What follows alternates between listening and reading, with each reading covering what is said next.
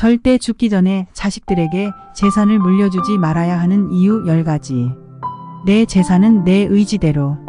살아생전 재산을 자식들에게 물려주는 것에 대해 고민하고 있다면 이 글을 꼭 끝까지 읽어보세요. 죽기 전까지 재산의 칼자루를 쥐고 있어야 하는 이유를 현실적이고 디테일하게 설명합니다. 이 글을 읽고 나면 왜 당신이 재산을 절대 넘겨주면 안 되는지 명확히 알게 될 것입니다. 1. 노후는 언제든 예기치 못한 일이 터질 수 있다. 나이가 들수록 건강 문제가 생길 가능성이 커집니다. 의료비는 생각보다 훨씬 많이 듭니다. 병원비, 간병인 고용비, 요양원 비용 등.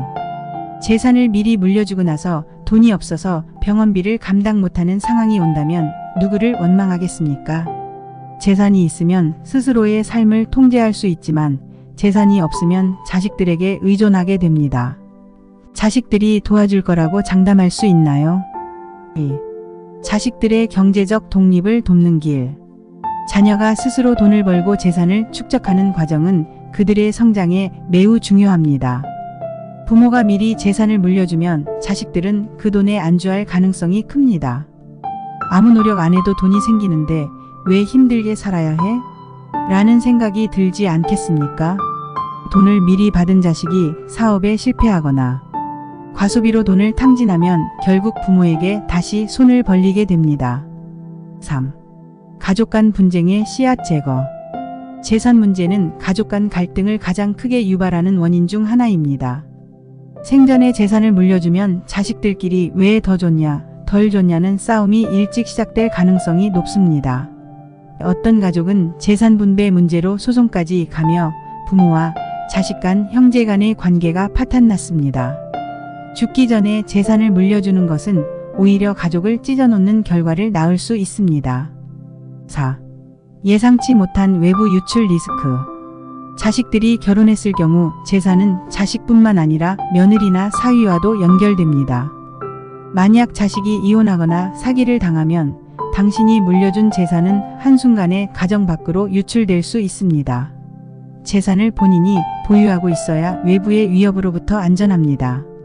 자식조차 믿기 힘든 세상이니 재산은 자신이 지켜야 합니다.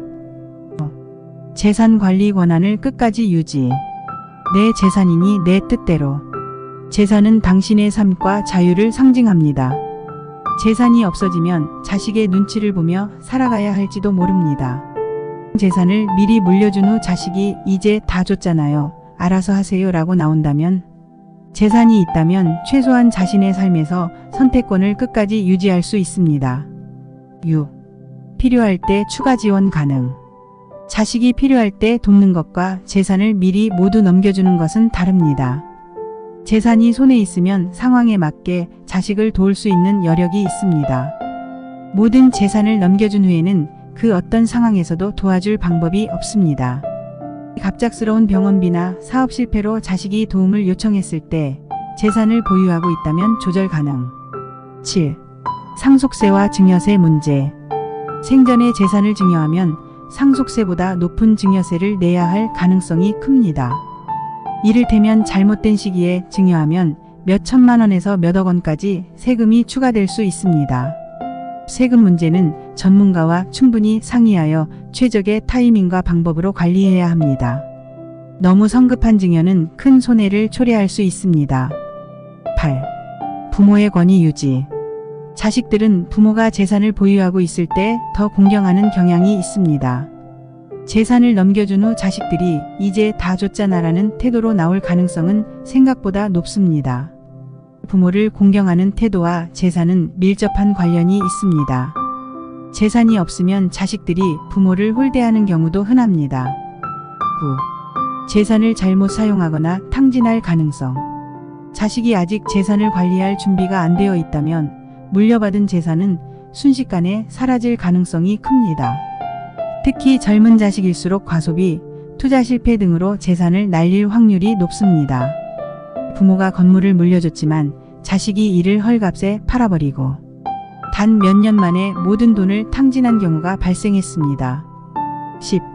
마지막까지 본인의 의지를 반영. 재산은 당신이 평생 동안 노력하여 축적한 것입니다. 마지막까지 당신의 의지대로 사용되어야 하지 않을까요? 미리 물려주면 당신의 의지가 반영되지 않은 상태에서 재산이 소모될 가능성이 큽니다. 유언장을 작성하거나 상황에 맞게 신탁을 설정해 자신이 원하는 대로 재산을 활용할 수 있는 방안을 마련하세요. 재산은 당신의 칼자루 절대 놓치지 마세요. 죽기 전에 자식들에게 재산을 넘겨주는 것은 단순한 호의가 아니라 당신의 미래를 스스로 위험에 빠뜨리는 선택일 수 있습니다. 재산은 끝까지 본인이 관리하고 필요할 때 도움을 주는 방식이 가장 현명한 선택입니다. 가족 간 대화와 전문 상담을 통해 최적의 재산 관리 방법을 찾으세요. 결국 재산은 당신의 삶의 주권과 직결됩니다. 이 글이 공감된다면 공유하고 주변 사람들에게 꼭 알려주세요. 시청해주셔서 감사드립니다. 오늘도 즐겁고 활기찬 하루 보내세요.